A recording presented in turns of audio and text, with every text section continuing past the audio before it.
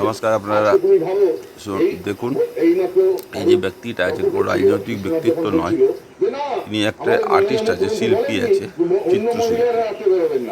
তিনি কি হারে আমাদের সরকারের বদনাম করছেন। যখন এই টিএমসিকে আনার জন্য তিনিও সে সময় আন্দোলন করেছিলেন, আজকে তিনি টিএমসির প্রশাসন দেখে কীভাবে বিরক্ত আছে সেটা আপনারা শুনুন।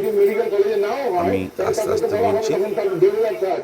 আর এই হচ্ছে ওদের প্রবক্তা অপর, এর কাছে শুধু পাবেন বিরোধী রাজ্যের নানা রকম খবর। মানে মনে হচ্ছে যে বিরোধী রাজ্য উত্তরপ্রদেশ বা উড়িষ্যা, ওখানে কোনো বিরোধী দল নেই, সব দায়িত্ব এদেরকেই দিয়েছে। সারা ভারতবর্ষে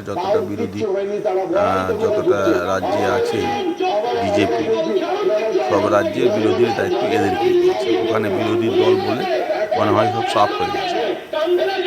এদের হচ্ছে কাজটাই হচ্ছে মানে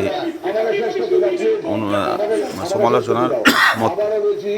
এ রাজ্যে কোনো ঘটনা হলে আপনি অন্য রাজ্যের কথা তুলে, ওখানে কি বিরোধী পক্ষ নেই যে আপনি অন্য রাজ্যের কথা তুলে আনবেন?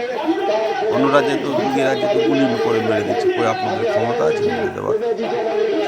আপনাদের চ্যালেঞ্জ করছে এইভাবে করে দেখান তো দেখি। সেটা তো করতে পারবেন না। তো কেন বিরোধী রাজ্যের কথা? এই ব্যক্তি কোন রাজনীতি, কী স্বার্থ আছে? তিনি কেন কোনো দলে তো নেইনি, তিনি তো একটা শিল্পী, তিনি কেন আপনাদের এগেস্টের কথা বলছেন?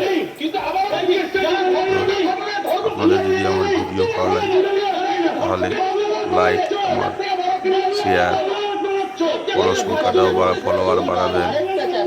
আমার রাজ্যপাল